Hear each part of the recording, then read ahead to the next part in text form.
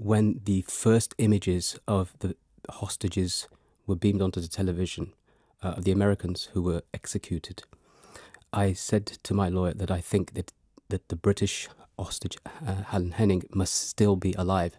Therefore, can we please make an approach to the Foreign Office, to the government, and ask them that if I can have a meeting with them, if I can make a video message, deliver it in the language, the terminology, the wording that Islamic State would understand, to say that I myself was a former Guantanamo prisoner, dressed in orange, or facing execution possibly because the Americans had built the execution chambers. Abu Bakr Baghdadi himself had been a prisoner of the Americans. So it was a very heartfelt, very direct statement that I wanted to make in the Arabic language. And the Foreign Office said what to you?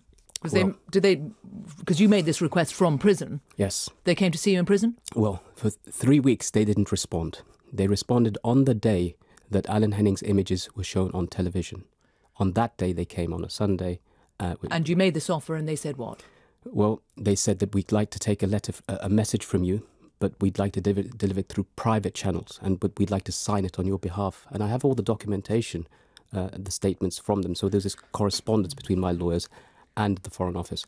Considering what value you might have, what traction you might have with those do you know who was holding Alan Henning? I know the people who may have been holding him. But the individuals? Yes. It's possible. The man that has been known as Jihadi John? I don't know those people, but I don't think he's responsible for holding them. I think there's people much higher up the ladder. And you know them?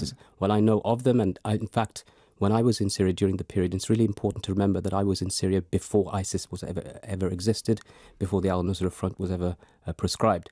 Nonetheless, I was involved in some interventions when they had taken people hostage there from other militant groups. What do you mean, interventions? I intervened by getting some groups, other groups with pressure, who could pressurize them to release those individuals, and I got them released. You say that you have met those who are responsible for holding Alan Henning and who may be responsible, who are responsible for holding others. I mean, we know of John Cantley and there may be others. You say you know them, you've met them, and you could approach them. I don't know I don't know.